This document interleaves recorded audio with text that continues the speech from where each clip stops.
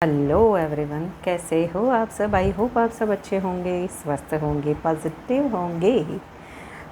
हमेशा की तरह मैं आप लोगों के लिए लेकर आ गई हूँ सितंबर का मंथ आप लोगों के लिए, धनु राशि वालों के लिए कैसा रहने वाला है। मैंने ऑलरेडी मेष राशि यानी एरिस का अपलोड कर दिया है, आप चैनल पर जाकर चेक कर सकते हो। आज हम देखेंगे सेजिटेरियस यानी कि धनु राशि वालों के लिए सितंबर का मंथ कैसा रहने वाला है। मैंने ऑलरेडी कार्ड सफल करके निकाल दिए हैं। पहले हम शुरुआत करते हैं हेल्थ की। तो हेल्थ वाइज शुरुआत में थोड़ा सा आप एंथू रहोगे, यानी कि आपको जिम ज्वाइन करना है, योगा करना है, मेडिटेशन करना है, फिटनेस पे ज़्यादा फोकस देते हुए शुरुआती फर्स्ट वीक में मुझे दिखाई दे रहा है, सितंबर के फर्स्ट वीक में। बट जैसे जैसे टाइम बीतेगा यानी कि सेकेंड वीक आएगा, आप अपनी जो डाइट या फिर आपने जो भी रूटीन सिलेक्ट किया है अपनी हेल्थ के लिए, तो थोड़ा सा उसमें कंफ्यूज हो गए, ये करे वो करे वो करे ये करे, ऐसा करके थोड़ा सा कंफ्यूजिंग मोड रहेगा। मुझे ओवरऑल है ना आप लोगों की हेल्थ में नींद कम आना, सब सितंबर के मंथ में नींद कम आना, फियर, एंजाइटी और थोड़ा सा डिप्रेसिव रहने की वजह से आपको नींद की प्रॉब्लम मुझे ज़्यादा होती हुई हेल्थ में दिखाई दे रही। अगर आप मेडिटेशन करते हो तो काफ़ी अच्छा रहेगा। अगर आपको और ज़्यादा तकलीफ़ है, यानी कि कुछ गैस्ट्रिक प्रॉब्लम्स है या फिर पेन है, घुटनों में पेन है, कमर के नीचे के भागों में अगर पेन है, तो किसी अच्छे से डॉक्टर्स की सलाह आप ले सकते हो। और नेचुरोपैथी पे भी आप जा सकते हो। अगर नेचुरोपैथी पे जाके या फिर आयुर्वेदिक दवाएं जो आपको इफ़ेक्ट करे, उस पे भी आप थोड़ा सा फोकस कर सकते हो और कर भी रहे हो। थोड़ा सा आपको चोट चपेट से बचने की ज़रूरत है। सितंबर के महीने में आपको छोटी मोटी चोट लग सकती है, तो ट्रैवलिंग पे टाइम पे थोड़ा सा ध्यान रखें, नहीं तो कुछ चोट मुझे आती हुई दिखाई दे रही है। बात करें रिलेशनशिप की, अगर क्रश की बात है तो आपका क्रश, अगर आप मुझे शुरुआती फर्स्ट वीक में सितंबर में आपकी लाइफ में कोई न्यू लव है, आपका क्रश है, तो उसका आप पे टोटली फोकस और आपका उन पे टोटली फोकस दिखाई दे रहा है। आप ज़्यादा अच्छा सा टाइम स्पेंड कर रहे हो। बट धीरे धीरे जैसे टाइम आगे जाएगा, मुझे दिखाई दे रहा है कि आपके पर्सन की कुछ हिडन बातें आपको पता चलेगी अगर आपका क्रश है तो।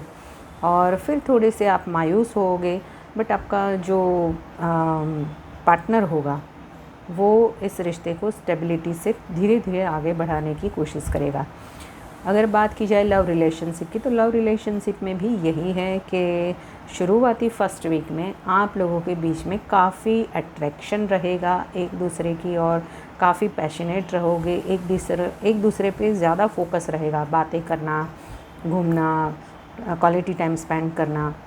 बट जैसे ही सेकेंड वीक आएगा, आपके पार्टनर और आप एक दूसरे से अपनी फीलिंग्स को हाइड करते हुए दिखाई दे रहे हो। अगर ऐसा कुछ है जो आपके पार्टनर ने आपसे कुछ छुपाया था, तो आपके पार्टनर की कोई छिपी हुई बातें अगर आपके सामने आती है, तो उसके बाद के थर्ड वीक में आप थोड़े से इमोशनली डिसअपॉइंट होते हुए मुझे दिखाई दे रहे हो।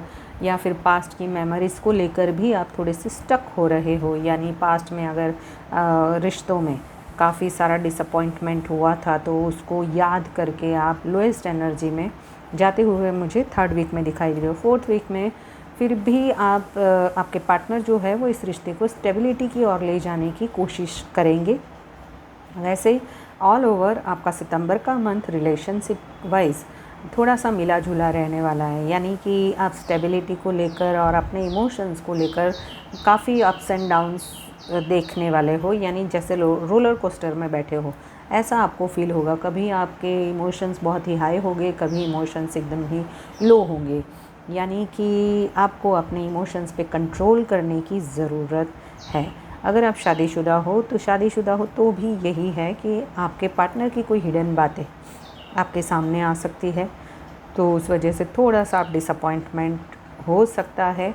बट जैसे जैसे मंथ बीतता जाएगा, आपके पार्टनर जो है वो आपके रिश्ते को फिर से संभालने की कोशिश करेंगे और आपकी मैरिड लाइफ में फिर से धीरे धीरे पैचअप की तरफ, थोड़ा टाइम लगेगा बट पैचअप की तरफ आप फिर से जाते हुए दिखाई दे रहे हो।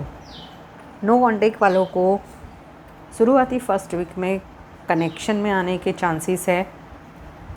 सेकेंड वीक तक भी काफ़ी अच्छा है, बट जैसे ही थर्ड वीक आएगा आप दोनों के बीच में ऑन ऑफ सिचुएशन या ब्लॉक सिचुएशंस क्रिएट हो सकती है। आपके पार्टनर है वो आपको, आपके साथ में स्टेबल कनेक्शन को लेकर ज़्यादा ओवर थिंकिंग करते हुए दिखाई दे रहे हैं और मूव फॉरवर्ड, यानी कि उन्हें आगे जाना है, सोचना है, बट उसके लिए वो स्टक है कि कैसे बढ़े इस रिश्ते में। उसके लिए थोड़ा सा ओवर थिंकिंग करते हुए आपके पार्टनर दिखाई दे रहे हैं धनु राशि वालों। अगर बात की जाए करियर की, तो करियर में आप है ना ओवरलोडेड रहते हुए मुझे दिखाई दे रहे हो। काफ़ी सारी रिस्पॉन्सिबिलिटीज़, जॉब, करियर जो भी है वहाँ पर फर्स्ट वीक में आप काफ़ी, यानी आपको ये भी करना है, वो भी करना है, बहुत सारे टारगेट्स आप लेके बैठे हो और उसको रिजॉल्व करने के लिए, यानी सब कुछ आप ही को करना है, ऐसे करके आप ओवरलोडेड रहते हुए फर्स्ट वीक में करियर में दिखाई दे रहे हो। सेकेंड वीक में थोड़े से अपने आप है ना अपनी इमोशंस को एक्सप्रेस कर रहे हो। जॉब और करियर में आप अपने इमोशंस भी डाल रहे हो, बट ओवर इमोशनल नहीं होना है आपको, क्योंकि मुझे यहाँ पे है ना इमोशनल, ज़्यादा ओवर इमोशनल होकर आप अगर जॉब और करियर में डिसीज़न लेते हो तो थोड़ा सा आप डिसअपॉइंट हो सकते हो। तो थोड़ा सा प्रोफेशनल वे से ही अपनी जो करियर या जॉब की गाड़ी है उसे आगे बढ़ाओ।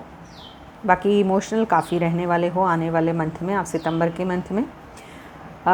थर्ड वीक में मुझे यहाँ पे आपके लिए है ना कुछ अपॉर्चुनिटीज़ आती हुई दिखाई दे रही है, कुछ फाइनेंशियल गेन होते हुए दिखाई दे रहा है। आप अगर जॉब कर रहे हो तो आपके हायर अथॉरिटी से आपको काफ़ी सारा ग्रोथ, सक्सेस, यानी कि या तो कुछ प्रमोशन वगैरह या कुछ, अगर आपको ओवरलोडिंग दिया, यानी ओवर कुछ बातें दी गई थी, यानी आप एक काम कर रहे थे, आपको और रिस्पॉन्सिबिलिटीज़ दी गई थी, तो वहाँ पर उसका रिवॉर्ड आपको आपके हायर अथॉरिटी की तरफ से आपको मिलता हुआ दिखाई दे रहा है। यानी फाइनेंशियली ग्रोथ मुझे थर्ड वीक में काफ़ी दिखाई दे रहा है। हाँ, कंपटीशन है, आप जहाँ पे भी जॉब, करियर जहाँ पे भी हो वहाँ पर आपके लिए कंपटीशन तगड़ा वाला है, बट आप अपने लिए स्टैंड लेते हुए दिखाई दे रहे हो। बट स्टैंड लेते टाइम यही देखना है कि आपको इमोशन से थोड़ा सा बच के रहना है, क्योंकि यहाँ पे मुझे है ना आप थोड़े से इमोशनल वे से अगर किसी भी जॉब या करियर को हैंडल करते हो तो थोड़ा सा प्रॉब्लम्स आपके लिए ही आगे फिर क्रिएट हो सकता है। तो थोड़ा सा अपनी बाउंड्रीज़ को सेट रखे, इमोशनल कोई भी डिसीज़न ना ले और पास्ट के कनेक्शन को स्ट्रॉन्ग रखे, क्योंकि मुझे यहाँ पे ना आपके पास्ट के जो भी कनेक्शन है, हायर अथॉरिटी है या कोई भी आपसे एल्डर है, वहाँ से कुछ गिफ्ट सरप्राइजेस, यानी कि उनसे कुछ आपको बेटर अपॉर्चुनिटीज़ मिलती हुई मुझे दिखाई दे रही है। घर का सपना आपका पूरा हो रहा है। अगर घर लेना चाहते थे, घर बनाना चाहते थे, तो सितंबर के मंथ में आपका वो सपना पूरा हो सकता है। किसी एल्डर पर्सन से आपको या कोई प्रॉपर्टी वगैरह हो वो भी मुझे मिलती हुई दिखाई दे रही है। अगर आपके एंसेस्टर प्रॉपर्टी कहीं पे फंसी हुई थी और उसका कुछ डिसीज़न लेना था, तो वहाँ पर भी आपकी फेवर में वो डिसीज़न आता हुआ मुझे दिखाई दे रहा है। फाइनेंस को आप काफ़ी बैलेंस करोगे, रिश्तों को भी बैलेंस करोगे, हेल्थ को भी ऑल ओवर आप बैलेंस करके चलते हुए मुझे सितंबर के मंथ में दिखाई दे रहे हो। वैसे काफ़ी अच्छा रहने वाला है धनु राशि वालों आपके लिए सितंबर का महीना। सिर्फ इतना है कि आप वैसे भी इमोशनल ज़्यादा होते हो, तो अपने इमोशंस को कंट्रोल में रखो। जहाँ पे इमोशनली डिसीज़न लेना है वहीं पे रहो। थोड़ा सा ग्राउंडिंग लेवल पे रहो, अपने गुस्से पर थोड़ा सा कंट्रोल करो और अपनी वाणी को कंट्रोल में रखो, क्योंकि कभी कभी है ना धनु राशि वाले थोड़े से हार्श बोलते हैं, तो उसकी वजह से कोई प्रॉब्लम्स क्रिएट ना हो, वो थोड़ा सा देख ले।